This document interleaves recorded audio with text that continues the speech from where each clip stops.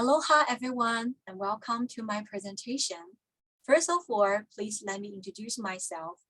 My name is Jing Wu from University of Hawaii at Manoa. I'm here today to present my latest paper entitled A Diachronic Semantic Study on the Chinese classifier Jia. During the next 20 minutes, as you can see on the screen, this presentation is structured as follows. Firstly, I will begin with the abstract. Diachronic semantic analysis is employed in this present study to explore the origin and semantic evolution of the classified Jia. Through illustrating its origin and development, this preliminary study intends to, at first, explore and comprehend the emergence and development of the Chinese classified Jia, and then attest the perspective of the fundamental rule of human cognition and perception in the classified language system, as signified by Tai and Wang. The result of this study proved that the classified Jia is not an arbitrary linguistic device. Instead, its utilization throughout history reflects human categorization in reliance on the perceptual property of the supporting framework of the reference. While grammatical gender is employed to categorize nouns in some Indo-European languages, according to Tai, measure words can be found in every language, including English. However, some languages such as Chinese and Thai, from the cognitive perspective, have classifiers that are used to categorize an object in reference to its salient perceptual properties. Chinese and several other languages are designated as classified languages. Allen defined a classifier as an independent morpheme, which denotes some salient perceived or imputed characteristic of the entity to which an associate noun refers or may refer. Moreover, it is noted that almost the same set of parameters are utilized for categorization classifiers in these classified languages, such as material, shape, size, or other inherent characteristics of the referent. Nouns among these classified languages are further categorized by classifiers, particularly for Chinese classifiers. However, Tai and Wang argue that it is still unclear whether they reflect conceptual structures or are merely arbitrary forms without a conceptual basis. Over the past decades, the classifier has been regarded as an extensive domain in Chinese linguistics. It has been explored from the perspectives of semantics, idiosynchronous, discourse pragmatics, grammaticalization, and so forth. However, not much attention has been focused on the systematical study on the Chinese classified system, especially from the cognitive point of view. Tai introduced the first cognition-based systematic study of the classified system across Chinese dialects. The findings of the study demystify the classified system in Chinese, remarkably reflect conceptual structures and human categorization. In light of the study, Tai argued that the Chinese classified system are cognitively and semantically motivated and not arbitrary. Moreover, with regards to cognitive linguistic approach, in the Chinese classified acquisition, Zhang and Jiang stress that the functions of individual Chinese classifiers are not as arbitrary as the way they were presented in the textbook. They point out that there is always a semantic relation between a classifier and associate nouns referenced by the classifier, and the functions of an individual classifier are normally related to a central sense. Thereby, the findings of their study prove that the CL approach, by illustrating the polysemy network and the underlying motivations, could fasten the progress of Chinese classified learning. There are approximately hundreds of classifiers in Chinese, among which most of them can be traced back historically to their origins. Besides, each individual classifier has its own semantic network. Moreover, according to Jiang, the relationship among the nouns assigned to a classifier should not only reflect the synchronic semantic network of the classifier, but also indicate the diachronic semantic development structure of the classifier. Therefore, it is suggested that the synchronic semantic analysis is expected to work in tandem with diachronic development examination.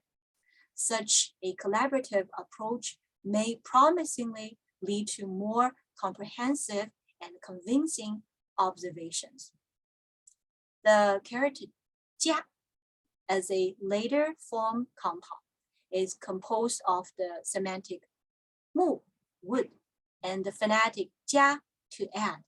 In the Kangxi Zidian, Kangxi Dictionary, the standard Chinese dictionary during the 18th and 19th centuries explained the characters as follows: 一也，所以举物, meaning little wooden stack can lift or hold things.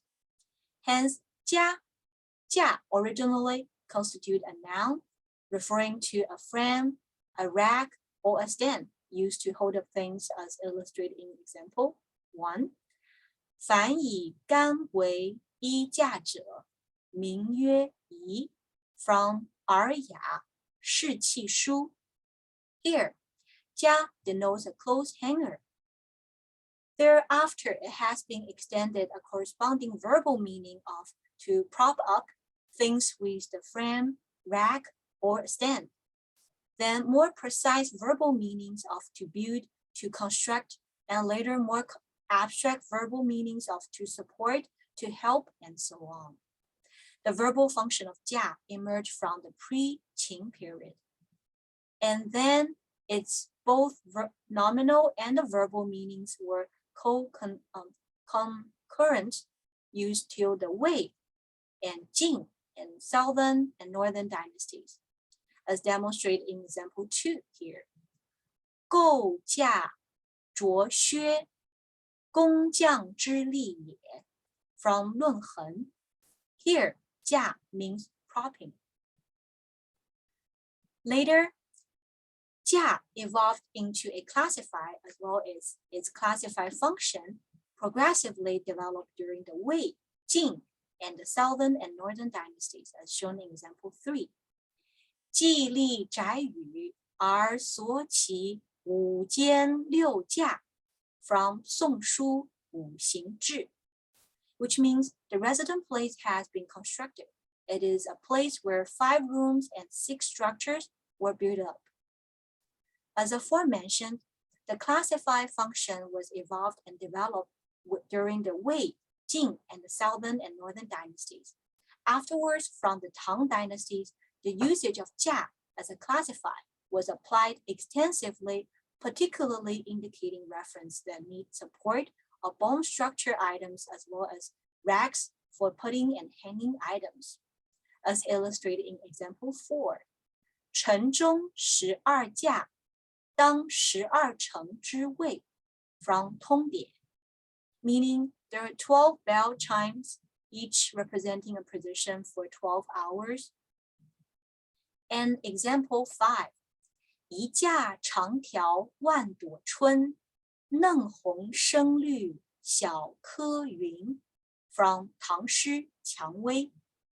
Before the Tang dynasty, 架 had been used to categorize reference with a larger size or heavier weight, whereas 架 in example 5 was used to describe the lightweight rose branch. Apparently, it revealed a newly emerging trend of classified 架, generalization. Thereafter, during the Song and Yuan dynasty, the classified 架 was experiencing a continuation of process of generalization. Accordingly, even though the primary semantic function of the classified 架 remained unchanged, its utilization was generalized to more abstract reference. Examples 6 and 7 are provided as follows. 阴阴一架淡云凉 from 全宋词鹧鸪天, meaning one shady dark purple cloud brings coolness. And example 7, 翠裘寒一架清香 from 全宋词声声慢. In the example above, 架 was used metaphorically to measure cloud and fragrance, those more abstract objects with no need to be supported or held up by a frame. As per Lakoff, metaphor implies a cross-domain mapping in the conceptual system. Therefore, based on one well-established existing conceptual domain, we use our embodied experience to form more complex conceptual structures in order to understand other things. Further, Jiang suggests that the metaphor extensions in the case of Chinese classifiers contributes to developing intricate networks of interrelated categories, expressed by one word. Shortly, Ming and Qing dynasty witnessed the heyday of the utilization of the classified jia. The number of its reference substantially surpassed any previous dynasties. Example 8 is illustrated as follows. 正中间设一架纸炉 from 西游记, meaning there's a paper stove in the middle. To conclude, according to Jiang, each individual extension of the usage of the classifier has its own historical cognitive basis that can result in a very complicated domain. Thereby, a diachronic semantic analysis is employed in this study to explore the origin and semantic evolution of jia. It originally was a noun referring to a frame, a rack, or a stand used to hold up things. Afterward, it has been extended a corresponding verbal meaning of to prop up things with the frame, rack, or stand, and then more precise verbal meaning of to build, to construct, and later more abstract verbal meanings of to support, to help, and so forth. Through the Wei, Jing, and the Southern and Northern dynasties, jia evolved into a classified, and then its classified function obtained a preliminary development.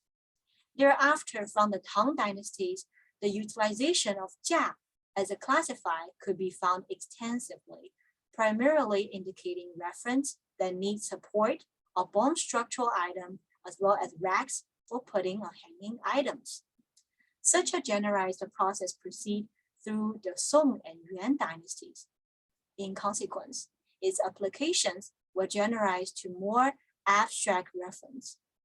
Later, compared with the previous period, Ming and Qing dynasties witnessed a full development with the broadest application scope of the classified jia, as well as the highest numbers of its reference.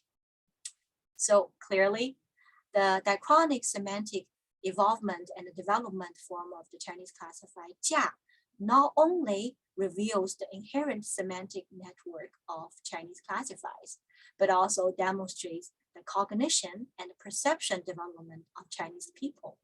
Indeed, those conceptual structures and cognitive perceptions have been profoundly rooted in Asian civilization, cultural practice, and most of our people's daily lives. Hence, this preliminary study proved that the classified jia is by no means an arbitrary linguistic device. Instead, the classified utilization throughout the history reflects human categorization in reliance on the perceptual property of the supporting framework of the reference. Therefore, more future studies on the classified acquisition are expected to be in line with the conceptual structure of the classified domains, as well as the cognitive linguistic approach in favor of providing Chinese language learners with a more natural, comprehensive, and efficient acquisition mode. And here is my reference list. Thank you so much for your attention. And now, if time allows, I will be interested to hear from you with your questions, comments, or suggestions. Mahalo.